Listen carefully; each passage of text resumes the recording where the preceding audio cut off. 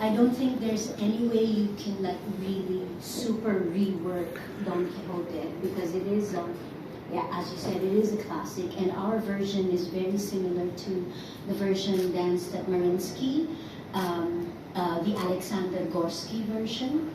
It was restaged first by my mentor, Tatiana Udalenkova, and her husband, Sergei Vikulov, at that time. And it's one of my most performed roles, so I sort of like have memorized everybody's role in the ballet. But I do know, especially for the principal dancers, our shorter version is very taxing stamina-wise, because we have edited Act 1 to be shorter from the original version. We've taken out a lot of the mime scenes in between the first big chunk of dancing with the principals and the second biggest chunk of dancing with the principals until they end Act 1. So there's a little bit of lesser time to rest for them. I'm already telling Esteban this as a fair warning. And Act 2 is condensed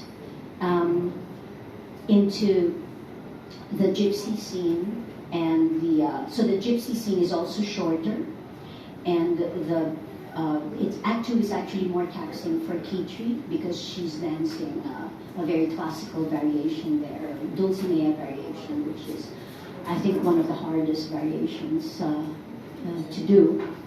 And Act 3, we've condensed Act 3 and 4 in the original Mariinsky version into just one act. So it begins with the tavern act, which is in the Mariinsky version, it's a whole act in itself, and there's a whole interval before the grand pas de deux at the end.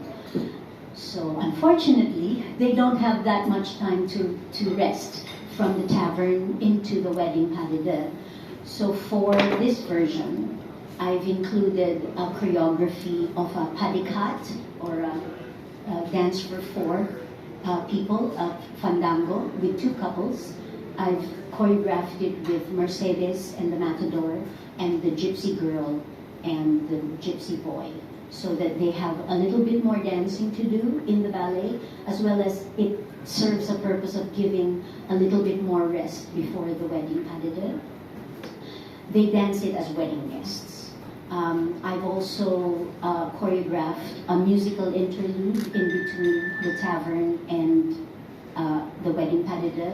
So basically the guests are going to the wedding with the banderitas, and it's going to be very, very festive. Again, with the purpose of giving the principals a little bit more breathing time before the big wedding pas de deux, which, as you all know, is full of all the tricks in the book, including, of course, the 32 fouettes, grande à la seconde turns for the principal male, and all of those jumps, ménages, and doubles of the basques, and all of that. So that, again, Don Quixote, for me, there's only one way to dance Don Quixote, and that is to be happy, strong, confident, and full of love of life and love for love.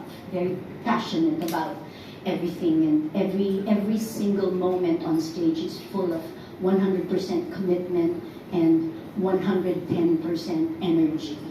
Yeah, so that is why Don Quixote for me is a ballet to be danced when you are a very young dancer, and a very, it's not too deep.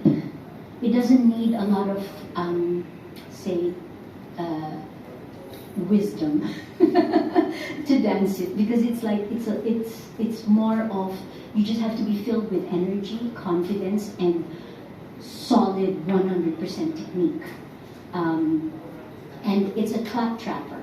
It's one after one huge variation after another, where the audience is just cheering and clapping and encouraging the dancers on. It's a very happy ballet.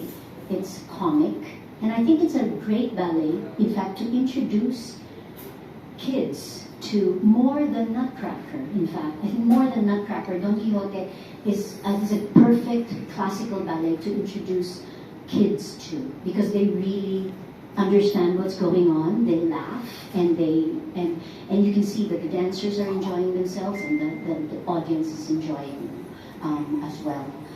So those are the changes.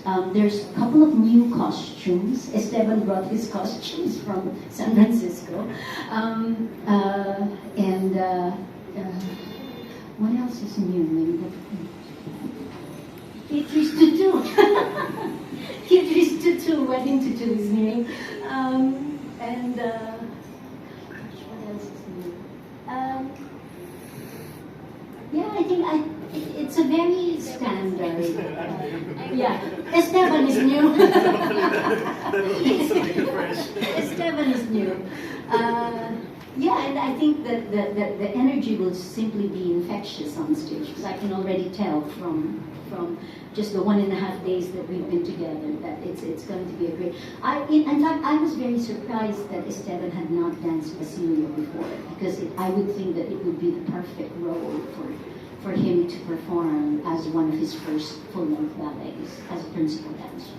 So I'm like, wow, okay, great. Your debut is with Ballet Manila. You'll never forget your experience. Thank you so much. Thank you.